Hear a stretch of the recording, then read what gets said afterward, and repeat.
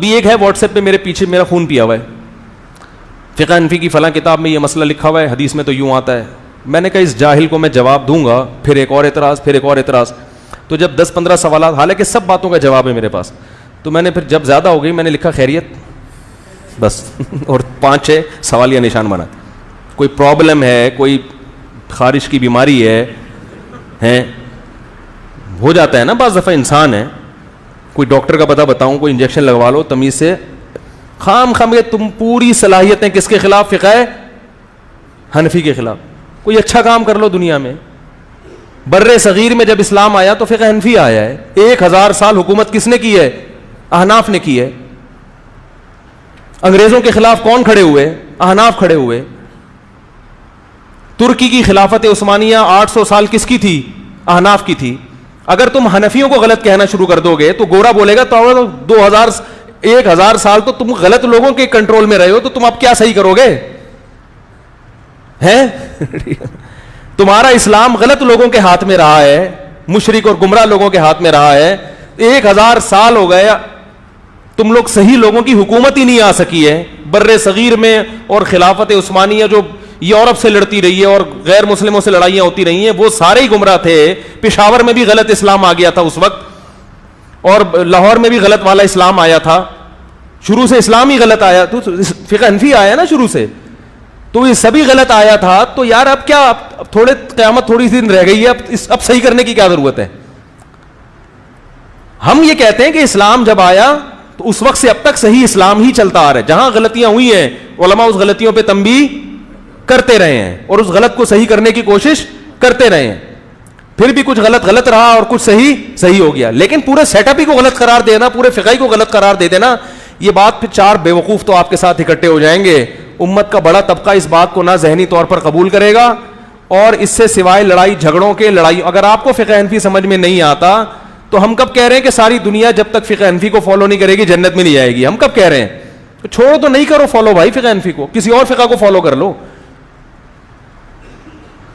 لیکن کوئی اچھا کام کرو دنیا میں. اور یہ جو آپ اعتراضات کر رہے ہو فقہ حنفی پہ, بہشتی زیور پہ, یہ آپ کے اعتراضات درست نہیں ہیں. ہم اپنی صلاحیتوں کو اس لیے ان چیزوں میں نہیں لگاتے کہ یہ جو کام ہم کر رہے ہیں یہ رہ جائے گا. اللہ کی قسم ان کے ایک ایک اعتراض کے ایسے جوابات ہمارے پاس ہیں, یہ سامنے آ کے بیٹھ کے بات کریں, یہ نہیں ٹھہر سکتے انشاءاللہ. اس لیے نہیں کہ ہم بہت بڑے عالم ہیں, اس لیے کہ یہ بہت بڑے جاہل ہیں, ان کو کچھ بھی نہیں آتا. یہ 2-4 باتوں کے بعد پھنس جائیں گے یہ. لیکن ہمیں بڑوں نے منع کیا کہ اپنی صلاحیتوں کو ان بیوقوف اور بیکار لوگوں پہ ضائع مت کرنا, اور ان کی ترقی دیکھ کے گھبرانا بھی نہیں. ہر دور میں کچھ بیوقوفوں کا ایک مجمع اکٹھا ہو جاتا ہے, یوٹیوب پہ بھی ہو جاتا ہے اور مجموعوں میں بھی ہو جاتا ہے. یہ لوگ اسلام کی کوئی خدمت نہیں کر رہے, ان کا یہی کام ہے. فلاں قاضی ابو یوسف غلط تھے, فلانے غلط تھے, حضرت معاویہ معاذ اللہ غلط تھے, فلاں نے یہ کر دیا, فلانا ایسا تھا, فلانا ڈمکا. پوری آہستہ آہستہ آہستہ آہستہ سب پہ اعتماد ختم. وہ بحثیں جن سے امت فارغ ہو چکی ہے, ان کی فائلیں لپیٹ دی ہیں, ان چیزوں کو اٹھا کے بس امت میں ایک تفرقہ پھیلانا. کوئی اچھی اسلام کی خدمت نہیں کر رہے یہ لوگ, اور نہ ان سے امت کو کوئی اچھی امیدیں وابستہ کرنی چاہیے. اور باقی ہم جو جواب نہیں دیتے, تو اللہ کی قسم ایسا نہیں ہے کہ ہمیں پتہ نہیں ہے, ایسا نہیں, ہمیں پتہ نہیں. میں نے ایک دفعہ بیان میں کہہ دیا کہ بہشتی زیور پڑھایا کریں, تو کسی نے کہا بہشتی زیور تو کتاب ہی غلط ہے. تو میں نے کہا کوئی جو مسئلہ بہشتی زیور کا غلط ہو نا, تو قرآن و حدیث سے ثابت کریں, اور میں انشاءاللہ جواب دوں گا اس کو, میں انشاءاللہ جواب دوں گا. لیکن جواب دینے کا طریقہ کیا ہے؟ جواب دینے کا یہ طریقہ نہیں ہے کہ کوئی بھی اٹھ کے پرچہ لکھ کے دے دے اور میں جواب دوں, پھر یوٹیوب پہ ایک جواب آ جائے. مجلس بیٹھے میرے سامنے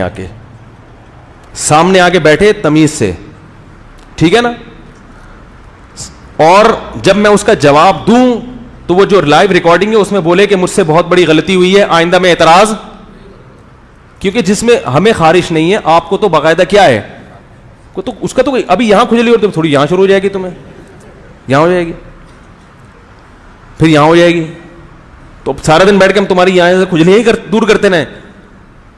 باقی ہم نے کب کہا بہشتی زیور قرآن ہے بھائی, ہم نے کب کہا بہشتی زیور قرآن ہے کہ اس میں کوئی چیز غلط ہو ہی نہیں سکتی. تو وہ تو ہم بھی بعض چیزوں بہشتی زیور کے بعض مسائل ایسے ہیں جس پہ ہم فتویٰ نہیں دیتے. بہشتی زیور کے بعض مسائل ایسے ہیں جس پہ بہشتی زیور میں لکھا ہے کہ 15 شعبان کا روزہ سنت ہے, ہم یہ کہتے ہیں سنت نہیں ہے. تو وہ تو ہر کتاب میں ایسا ہوتا ہے, ہر کتاب میں ایسا ہوتا ہے. قرآن کے علاوہ دنیا کی کوئی کتاب ایسی نہیں ہے جس کی ہر بات کو لے لیا جائے. تو بہشتی زیور بھی فقہ کی ایک کتاب ہے, اس میں بھی بعض چیزیں ایسی ہیں جو ہماری رائے کے حساب سے درست نہیں ہے. درست نہیں ہونے کا مطلب یہ ہے کہ وہ ان کی رائے تھی کہ یہ حدیث صحیح ہے 15 شعبان والی, ہماری رائے کہ وہ حدیث صحیح نہیں ہے. تو اس میں کون سی قیامت آ گئی؟ اب اس کا یہ مطلب کہ کتاب ہی بند کر دو, ایسے تو پھر ساری دنیا کی ساری کتابیں سمندر میں پھینک دو. عالم کی ذمہ داری ہوتی ہے بھائی یہ کتاب ہے, اچھی ہے, اس کو پڑھ لو, ٹھیک ہے نا, کوئی بات سمجھ میں نہ آئے تو پوچھ لو, ختم ہو گئی بات. اور طنزیہ لہجے میں نہ پوچھو, آپ پوچھ لو حضرت یہ بات ہے, کیا واقعی اسی پہ فتویٰ بھی ہے یا نہیں ہے. تو جامعۃ الرشید نے تسہیل بہشتی زیور ایک لکھی ہے, اس میں حاشیہ بھی چڑھا دیا اس کے اوپر. سمجھ رہے کہ نہیں سمجھ رہے؟ وہ بہت آسان بہشتی زیور ہے, اس میں حاشیہ چڑھا دیا ہے. تو اس میں کہیں ایسی روایت آئی ہے تو اس کی ذوف کی طرف اشارہ بھی کر دیا ہے, تو وہ لے لیں. اگر اس میں بھی غلطی ہے تو جامعۃ الرشید بھی کوئی زمزم کا نہایا ہوا نہیں ہے بھائی. میں خود جامعۃ الرشید میں 18 سال سے ہوں, تو جامعۃ الرشید کے بھی بعض دفعہ کوئی ایسا فتویٰ شائع ہو سکتا ہے جس پہ اعتراض کیا جا سکتا ہے. وہ دنیا میں ہر جگہ ہو سکتا ہے. تو اس اعتراض کا طریقہ یہ ہے کہ بھئی یہ رابطہ کیا جائے کہ بھئی یہ فتویٰ ہے, یہ صحیح ہے یا نہیں ہے, ختم ہو گئی بات. ابھی یوٹیوب کے بارے میں جامعۃ الرشید کا فتویٰ آیا کہ اس کی ارننگ کیا ہے, ناجائز ہے زیادہ تر. تو میں نے فوراً رابطہ کیا, انہوں نے بتایا کہ بھی جو سوال جس نے پوچھا ہے وہ یہ پوچھا ہے کہ اکثر اشتہارات ناجائز آتے ہیں. تو جواب ہم نے سوال کے مطابق لکھا ہے کہ اگر اکثر ناجائز ہیں تو ارننگ بھی کیا ہے, ناجائز. اب اکثر ہے یا نہیں یہ ہماری ہیڈک نہیں ہے, یہ آپ تحقیق کر لو. تو مجھے اشکال ہوا تبھی تو رابطہ کیا نا. اگر ہم اندھے مقلد ہوتے, ہم کہتے کہ بس جامعۃ الرشید نے چونکہ لکھ دیا تو بس وہ کبھی بھی غلط. یہ ہمارا یہ نظریہ امام ابو حنیفہ کے بارے میں نہیں ہے میرے بھائی. تو جامعۃ الرشید کے بارے میں, بہشتی زیور کے بارے میں کہاں سے ہوگا؟ کیا خیال ہے؟ ہمارا امام ابو حنیفہ کے بارے میں یہ نظریہ نہیں ہے کہ ان کی زبان سے نکلی ہوئی ہر بات پتھر پہ کیا ہے, لکیر ہے. قرآن و سنت کے خلاف اگر کوئی بات ثابت ہو جائے کہ امام حنیفہ کا یہ قول واقعی قرآن و سنت کے خلاف ہے, اللہ کی قسم اس کو 100 دفعہ دیوار پہ ماریں گے. اور اس قرآن و سنت کے ہوتے ہوئے اگر کوئی پھر بھی امام ابو حنیفہ کو فالو کر رہا ہے اور اس کو برحق سمجھتا ہے, ہمارا یہ فتویٰ ہے کہ اسی وقت دائرہ اسلام سے خارج ہو جائے گا, کیونکہ اس نے امام ابو حنیفہ کی حیثیت قرآن و حدیث سے بڑھا دی.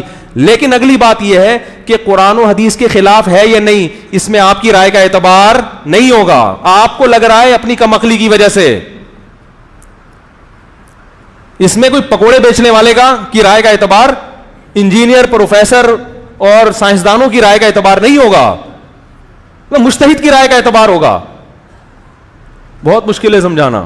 ہر آدمی اٹھ کے کہہ رہا ہے میری رائے میں یہ معنی قول. آپ کو ایک حدیث نظر آ رہی ہے, نہ آپ علوم حدیث سے واقف ہیں, ہر چیز میں تقلید. فلاں محدث نے حدیث کو صحیح کہہ دیا, صحیح. فلاں نے کہہ دیا یہ راوی مدلس ہے, فوراً تدلیس کی بیس پر کیا لگا دیا فتویٰ آپ نے, ضعیف. نہ تدلیس کے آپ کو درجات معلوم ہے, نہ آپ کو یہ معلوم ہے کہ حسن حدیث کب ہوتی ہے, حسن لعینہ کب ہوتی ہے, حسن لغیرہ کب ہوتی ہے, صحیح لعینہ کب ہوتی ہے, صحیح لغیرہ کب ہوتی ہے. تمام علوم سے بالکل ناواقف. اور اگر واقفیت ہے بھی تو اس میں بھی تقلید ہے. جس نے جو لکھ دیا اس کو کیا کر رہے ہیں آپ, بغیر دلیل کے فالو کرتے جا رہے ہیں. فلاں نے صحیح قرار دیا. اللہ کے بندو, یہ حدیث کا صحیح اور ضعیف قرار دینا اگر اتنا آسان ہوتا تو ایک ایک روایت پر محدثین کے رسالے نہ ہوتے. ان رسالوں کو آپ نے پڑھا نہیں ہوتا. اس میں کیا سقم ہے. ایک حدیث تھی, مجھے ایک دفعہ تحقیق کرنی تھی. یہ جو 3 طلاق والی حدیث ہے نا, حضرت رکانہ رضی اللہ تعالیٰ عنہ والی حدیث, اس میں ایک سند ایسی ہے جس میں آتا ہے کہ حضرت رکانہ نے 3 طلاقیں دی تھیں جس کو نبی نے 1 کاؤنٹ کیا. میں نے اس حدیث کی تحقیق کی. علامہ ابن تیمیہ رحمہ اللہ تعالیٰ نے لکھا کہ یہ حدیث جس سند سے مروی ہے اس سند, ابن تیمیہ نے اس حدیث کو صحیح قرار دیا. اب جاہل آدمی کیا کرے گا, وہ فوراً کہہ دے گا کہ اس حدیث کو ابن تیمیہ نے کیا قرار دیا ہے, صحیح, لہذا یہ حدیث کیا ہے, بولو نا بھائی, صحیح. یہ تقلید ہے. یہ کیا ہے؟ اور یہی تقلید لوگ کر رہے ہوتے ہیں, ان کی اپنی تحقیق نہیں ہوتی, اور کہتے ہیں چونکہ حدیث صحیح ہے لہذا ہم 3 کو کتنی مانیں گے, 1. تو بھائی آپ 3 کو 3 ماننے میں چاروں ائمہ کی تو تقلید کر نہیں رہے, لیکن حدیث کو صحیح یا ضعیف ماننے میں کس کی تقلید کر رہے ہو, ابن تیمیہ رحمہ اللہ کی. اگر آپ کہتے وہ حدیث کے بہت بڑے عالم تھے تو بھائی مسائل کے بہت بڑے علماء تو پھر امام حنیفہ بھی تھے. یعنی کسی کے علم کی بیس پر کسی فن میں تقلید کی جا رہی ہے تو اسی بیس پر اگر کوئی کسی دوسرے کی تقلید کر لیتا ہے تو وہ کیوں ناجائز ہو گیا. تو میں نے اس حدیث کے بارے میں گہرائی میں گھسا کہ ابن تیمیہ رحمہ اللہ نے اس کو صحیح قرار دیا ہے. وہ بہت بڑے بزرگ تھے, عالم تھے, تو کیوں قرار دیا ہے, اس کی گہرائی میں گھسا. ایک زمانے میں 10 سال پرانی بات ہے. میں جب گہرائی میں گھسا تو پتہ چلا کہ ابن تیمیہ نے یہ کہا رحمہ اللہ تعالیٰ نے کہ یہ جو سند ہے نا, اکرمہ محمد ابن اسحاق کی سند تھی, اس میں اس سند سے مروی ایک اور حدیث ہے جس سے امام احمد ابن حنبل نے جس کو صحیح قرار دیا ہے. لہذا یہ سند صحیح ہے تو یہ جس حدیث میں یہ سند آ رہی ہوگی وہ حدیث بھی کیا ہو جائے گی, بولو نا بھائی, صحیح. تو امام احمد بن حنبل جیسے محدث کی نظر میں یہ سند درست ہے, لہذا اس سند کی وجہ سے یہ رکانہ والی حدیث بھی کیا ہے. اب میں نے کہا اب میں تحقیق کر رہا ہوں نا, تو میں نے کہا امام احمد بن حنبل نے کہا اس سند کو صحیح کہا, ذرا اس پہ گھستے ہیں. جب میں اس کی گہرائی میں گیا تو پتہ یہ چلا کہ امام احمد ابن حنبل نے اس حدیث کی سند کو صراحتاً صحیح نہیں کیا, بلکہ امام احمد ابن حنبل نے اس سند سے ایک حدیث مروی ہے اس سے استدلال کیا ہے, ایک فقہی مسئلے کا استنباط کیا ہے. اور محدث جب کسی حدیث سے مسئلہ نکالتا ہے تو یہ اس کی علامت ہوتی ہے کہ وہ حدیث کو صحیح, بولو بھائی, سمجھ رہا ہے. تو میں پھر اس گہرائی میں گھسا, میں نے کہا امام احمد ابن حنبل نے اس حدیث سے استدلال کیوں کیا, کیا اس کی سند کے صحیح ہونے کی وجہ سے, یا کوئی اور وجہ تو نہیں تھی. نہیں آ رہی بات, ہو سکتا ہے کوئی اور وجہ سے استدلال کیا ہو اور اس استدلال سے لوگوں نے یہ سمجھا کہ یہ حدیث کو کیا قرار دے رہے ہیں, صحیح قرار دے رہے ہیں. تو کوئی اور وجہ بھی تو ہو سکتی ہے. تو میں نے وہ وجوہات تلاش کی, بہت گہرائی میں گھسا. میں جب بہت زیادہ گہرائی میں گیا تو پتہ یہ چلا وہ حدیث یہ تھی کہ حضرت زینب رضی اللہ تعالی عنہا جو نبی کی بیٹی تھی نا, ان کے جو سابق شوہر تھے, جب انہوں نے ہجرت کی حضرت زینب رضی اللہ تعالی عنہا نے, تو سابق شوہر کافر تھے, انہوں نے ہجرت نہیں کی. سمجھ میں آ رہی ہے بات. نبی کی بیٹی مسلمان ہو گئی مگر نبی کے داماد مسلمان نہیں ہوئے. جب وہ ہجرت کر کے واپس آئے ہیں, بہت اہم ٹیکنیکل پوائنٹ کی بات ہے, اس کو سمجھیں. جب حضرت زینب کے جو شوہر تھے انہوں نے اسلام قبول کیا اور ہجرت کی, تو اب اس میں 2 قسم کی روایتیں ہیں. ایک روایت میں آتا ہے کہ نبی نے نکاح کی تجدید کی اور اپنی بیٹی اپنے داماد کے حوالے کی, نکاح دوبارہ پڑھایا. اور ایک حدیث میں آتا ہے کہ نکاح دوبارہ نہیں پڑھایا بلکہ اسی سابق نکاح کو کیا رکھا ہے, باقی رکھا ہے. امام احمد ابن حنبل یہ والی حدیث جس میں آتا ہے کہ اسی پرانے نکاح کو باقی رکھا ہے, اس حدیث کو امام احمد بن حنبل نے لیا ہے اور فتویٰ یہ دیا ہے کہ اگر غیر مسلم عورت کا شوہر جو ہے اس کی بیوی مسلمان ہو جائے تو شوہر اگر مسلمان ہو جائے گا تو پرانا نکاح برقرار رہے گا. بات آ رہی ہے سمجھ میں, نئے سرے سے نکاح کرنے کی ضرورت نہیں ہے. اب یہ جو حدیث سے استدلال کیا, یہ وہی حدیث ہے جو حضرت رکانہ کی 3 طلاقوں والی حدیث جس سند ہے. حالانکہ یہاں امام احمد بن حنبل نے اس حدیث سے اس لیے استدلال کیا ہے کہ دوسری جو حدیث ہے جس میں آتا ہے دوبارہ سے نکاح کیا, اس کی سند اس سے بھی زیادہ کمزور ہے. اب محدث کے پاس 2 ہی حدیثیں ہیں استدلال کے لیے, مجتہد کے پاس 2 حدیثیں ہیں کہ یا تو پرانا نکاح برقرار رکھا یا دوبارہ سے نکاح کیا, تیسرا کوئی آپشن امام احمد بن حنبل کے پاس سرے سے ہے ہی نہیں. تو ظاہر ہے ایسے موقع پہ جو کم درجے کی ضعیف ہوگی اسی کو مجبوراً لینا پڑے گا, کیونکہ اس کے علاوہ آپ کے پاس کوئی آپشن ہے نہیں. تو امام احمد ابن حنبل نے اس سند سے جو حدیث سے استدلال کیا, یہ قطعاً اس کی علامت نہیں ہے کہ یہ سند امام احمد بن حنبل کی نظر میں کیا ہے, صحیح ہے. بہت مشکل ہے بھائی, مجبور تھے وہ, اس کے علاوہ کوئی آپشن نہیں تھا. تو مجھے پتا چلا کہ ابن تیمیہ جیسے علامے جن کی ہم خاک کے برابر بھی نہیں ہیں, ان سے اس بارے میں کتنی بڑی مسٹیک ہوئی ہے. سمجھ آ رہی بات, مسٹیک ہوئی ہے. لیکن اسی مسٹیک کو یہ تمام حضرات فالو کرتے چلے جا رہے ہیں اور کہتے کیا ہے کہ ہماری تحقیق ہے, ہم مقلد نہیں ہیں. حالانکہ اس حدیث کو صحیح قرار دینے میں آپ نے تقلید کی ہے, آپ نے تحقیق نہیں کی. تحقیق ہم نے کی ہے جو ہے مقلد, مگر پھر بھی آپ سے زیادہ تحقیقات کر لیتے ہیں. بہت مشکل, بہت مشکل.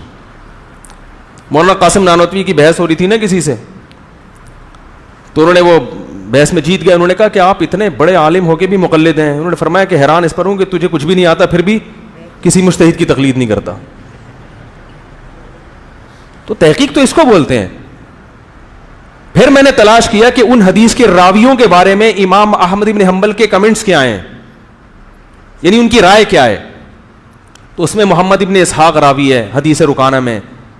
امام احمد بن حنبل سے صراحتاً مروی ہے کہ محمد ابن اسحاق جب کسی روایت میں متفرد ہوگا, اللہ کی قسم اس کی حدیث حجت نہیں ہے.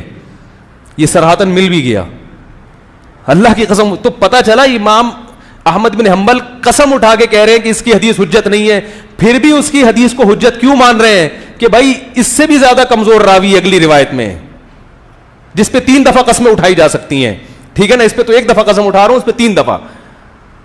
تو میرا طلاق ثلاث پر ایک رسالہ ہے, پتہ نہیں 6 سال سے لکھ کے رکھا ہوا ہے, مارکیٹ میں لانے کی فرصت ہی نہیں مل رہی. وہ دعا کرو لے آؤں مارکیٹ میں, لکھ کے رکھا ہوا ہے, تیار ہے, کمپوز ہوا ہوا ہے, بس اس کو چھاپنا ہے, ٹائم ہی نہیں مل رہا. تو اس میں نے یہ ثابت کیا ہے کہ یہ کسی کا بھی ماضی میں مذہب نہیں رہا 3 طلاق کو ایک کہنا, یہ سب فضول, یعنی کوئی کہیں سے کوئی نہ ضعیف روایت ہے نہ صحیح روایت ہے, کچھ بھی نہیں ہے اس میں. ہاں بعض ائمہ سے غلطی ہوئی ہے, ابن تیمیہ رحمہ اللہ, ہم ان کی خاک کے برابر بھی نہیں ہے, ان سے بہت بڑی مسٹیک ہوئی ہے. اس میں مسٹیک کسی سے بھی ہو سکتی ہے, لیکن آپ اس مسٹیک کو فالو نہ کریں, یہ پھر اندھی تقلید کہلائے گی. یا تو آپ مقلد بننا ہے تو مجتہدین کی تقلید کریں جو تابعین تبع تابعین کے دور میں, اور اگر محقق بننا ہے پھر تمیز سے محقق بنیں. یہ کسی نے البانی رحمہ اللہ نے کہہ دی حدیث صحیح ہے تو اتنا کافی نہیں ہے, اس کی گہرائی میں گھسیں, کیوں کہا ہے, پورے ان کے رسالے پڑھیں, پھر اس کے اپوزٹ میں جو رسالے لکھے گئے وہ بھی پڑھیں, یک طرفہ کافی نہیں ہوتے, وہ بھی پڑھیں آپ. پھر پڑھنے کے بعد جب 1-2 مہینے لگیں گے پھر آپ اس قابل ہوں گے کہ آپ اس حدیث کے بارے میں کچھ فیصلہ کر سکیں گے. اور یہ بھی ضروری ہے کہ آپ کو اسماء الرجال کی علوم پر خود مہارت بھی ہو, ورنہ عامی آدمی دونوں رسالے پڑھ کے بوکھلانے کے علاوہ کچھ بھی حاصل نہیں ہوگا, سوائے بوکھلاہٹ کے کچھ بھی نہیں حاصل ہوگا اس کو. لیکن وہ اپنی بوکھلاہٹ چھپاتا ہے, پبلک کے سامنے 2-4 باتیں لے کر آتا ہے, پبلک چونکہ اس سے بھی زیادہ فارغ ہے تو پبلک کہتی ہے ماشاءاللہ ریسرچ اس کو بولتے ہیں, ماشاءاللہ تحقیق, یہ ہے قرآن بالکل حدیث نمبر بھی پیش کر دیا, حدیث کا حوالہ بھی پیش کر دیا. تو یہ تحقیق نہیں ہوتی میرے بھائی, کہاں سے کہاں